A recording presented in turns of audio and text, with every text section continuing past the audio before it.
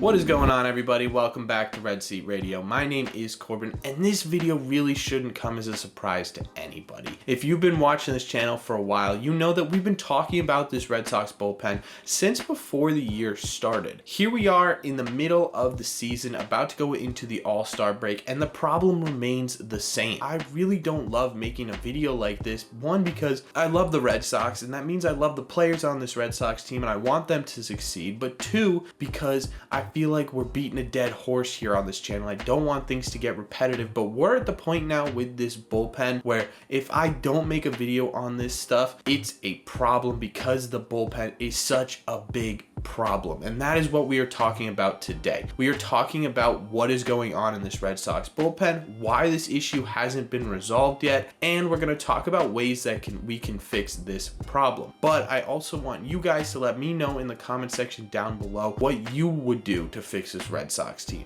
Make sure you listen to the whole video though before you comment. And before we get into this, do me a favor, make sure you guys have hit that subscribe button if you haven't already. If you're new here, we talk Red Sox content almost every single day. Also, make sure you guys are hitting the like button on this video. It helps it out a ton. And if you could do me a favor and share this video with a friend or a family member that you think loves the Red Sox as much as you do. Thank you all very much for clicking on this one. Let's get into it.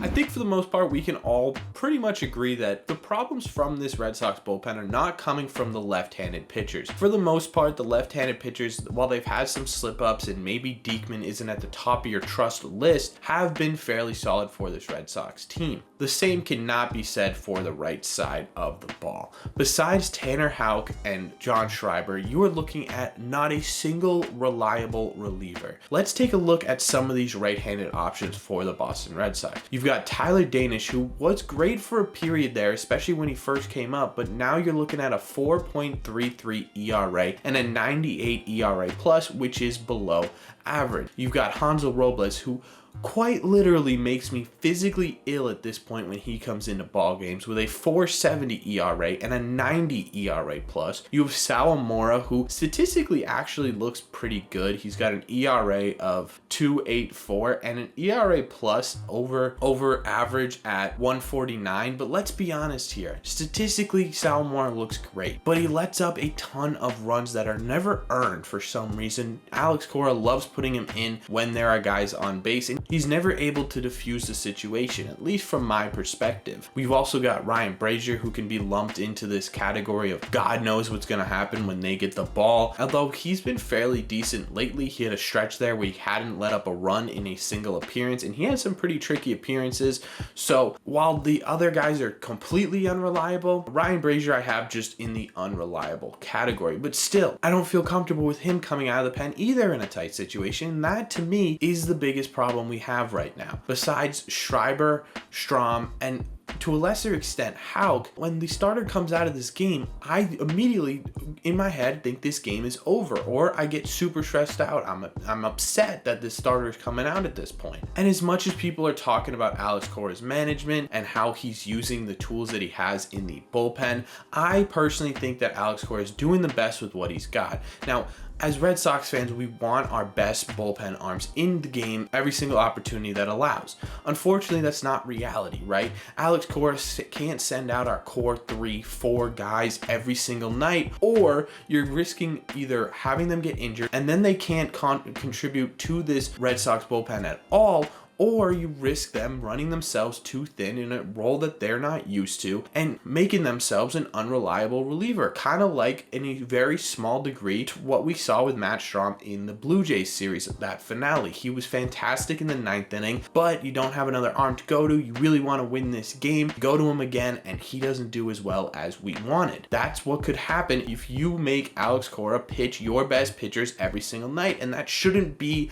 an issue. You shouldn't have to worry about getting only the good guys in because you have so many bad players in that bullpen. Fixing this issue isn't going to be as easy as, oh, we're just gonna plug 2 or 3 new guys in here, although it's a good start. And you don't have to wait until the deadline to go out and get these arms. You're playing really important games before the All-Star break. You're playing really important games before the trade deadline. Go out now and go get some relief help. That's a very easy start to this solution. Now, I'm not gonna go in depth into what guys I think should be called up and traded for. I'm not going to go in depth as to what their statistics look like, mostly because one, this video would be like 40 minutes long and no one wants to sit here and look at me for 40 minutes.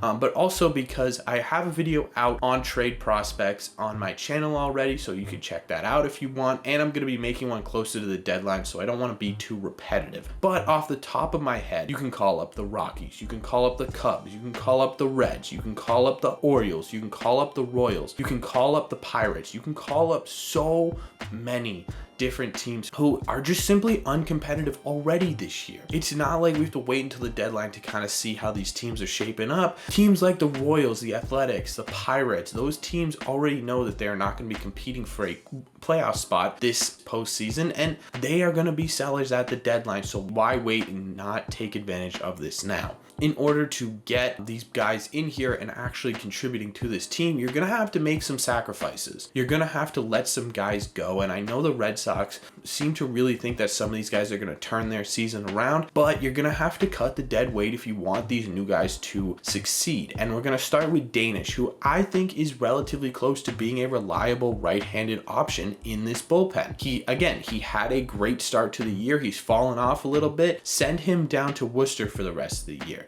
Let him work on his craft a little bit, get that confidence back. It seems like it's a bit of a confidence issue right now, and I really do think he'll be a weapon in this bullpen. The same kind of goes for Sawamura. As much as I make fun of Sawamura, as much as I really don't like him being in games, his statistics and his splitter are fantastic, and some time in Worcester, again, maybe the rest of the season, could genuinely be a great thing for Sawamura, especially as he has the ability now to work on his control in a relatively stress-free environment, and that could be huge for Sawamura. As for Hanzo Robles, it's DFA time. It is. We've given this guy a ton of chances. Again, that is 6 for 8 in blown saves. Those are the chances that we're giving Hanzo Robles, and he's capitalized on 2. That cannot happen. It's clear that he just simply isn't a good fit for this team, and as much as I like him as a person, I just don't think he has what it takes to be a reliever and a high leverage reliever for this Red Sox team. The last guy I want to talk about, who we really haven't touched on yet, is Matt Barnes. At this point, just DFA him. We have heard absolutely nothing about him in this injury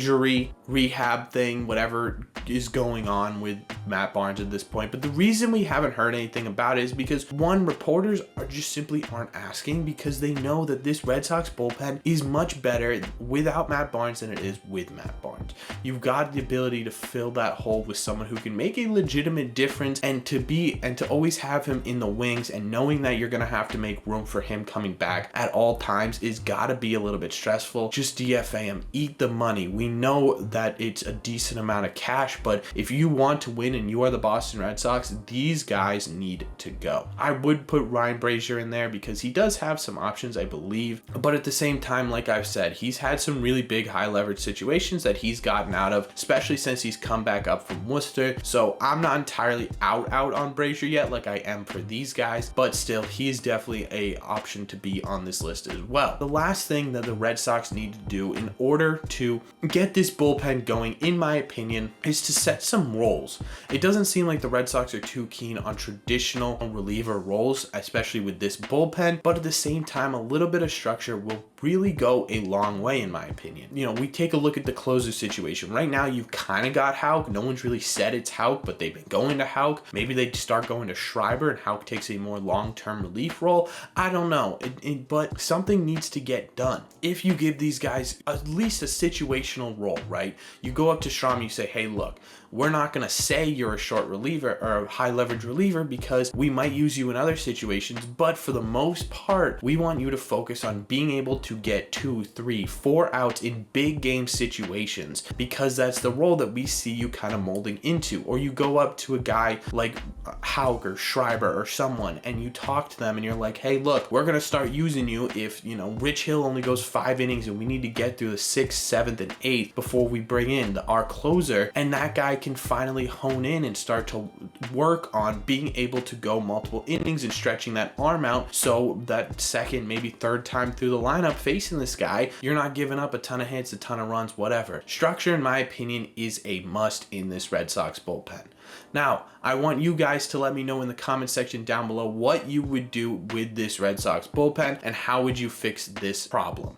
Would you just blow the whole thing up and rebuild it from the ground? Are there pieces in here that you really, really like that you want to keep? Is there anyone on this list of DFA options that you think should be on this list but isn't? Let me know what your solution is, because like I said, there's a million of them. Let me know all your thoughts down below. As always, if you've made it to the end of this video, do me a favor, make sure you guys have hit that subscribe button if you haven't already. Like I said, if you're new here, we talk all this type of content almost every single day. Also, make sure you guys are hitting the like button on these videos, as it helps it out a ton, and it would mean a lot to me. Also, like I said at the beginning, if you enjoy this video, do me a favor, share it with a friend, a family member, someone you know who loves the Red Sox as much as you do, because there's a good chance that they'll love this video too.